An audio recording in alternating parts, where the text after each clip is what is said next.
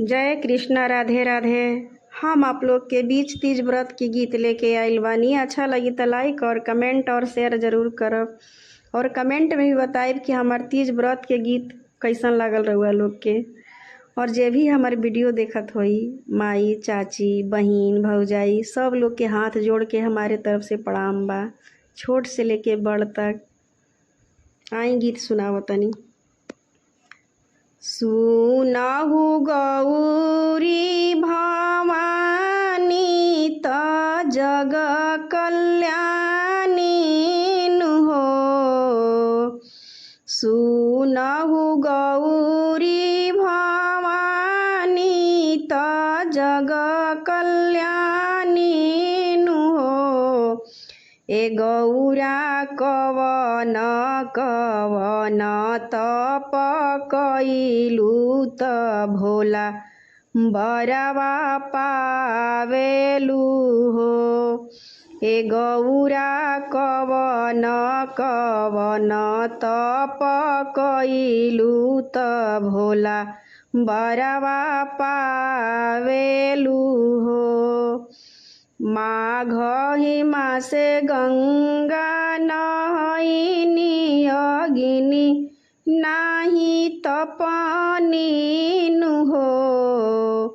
माघही मासे गंगा नहैनी अगिनी नाही तपनी हो। ए सखिया गहन कैनी एतवार त भोला बरवा पायनी हो। ए सखिया गहन कैनी एतवार त भोला बरवा पावेनी हो। कवन व्रत गौरा कइलू त सेंदूरा अमर कइलू हो। कवन व्रत गौरा कइलू त सेंदूरा अमर कइलू हो। ए गौरा काइले शिवजी के पूजेलू, काइले मनावेलू हो। ए गौरा काइले शिवजी के पूजेलू, काइले मनावेलू हो। तीज के व्रत हम कैनी त सेंदूरा अमर कैनी हो। तीज के व्रत हम कैनी त सेंदूरा अमर कैनी हो। ए सखिया भांग धतुर लेई पूजनी त शिव के मनाइला हो। ए सखिया भांग धतुर लेई पूजनी त शिव के मनाइला हो। तीज के व्रत बड़ी पावन लागे मन भावन हो।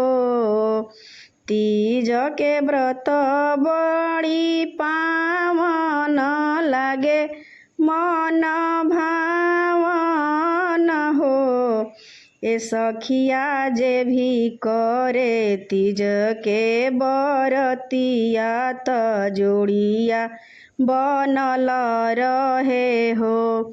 ए सखिया जे भी करे तीज के बरतिया त जोड़िया बनल रहे हो। ए सखिया जे भी करे तीज के बरतिया त सेनुरा अमर रही हो। ए सखिया जे भी करे तीज के बरतिया त सेनुरा अमर रही, सुखी परिवार रही हो।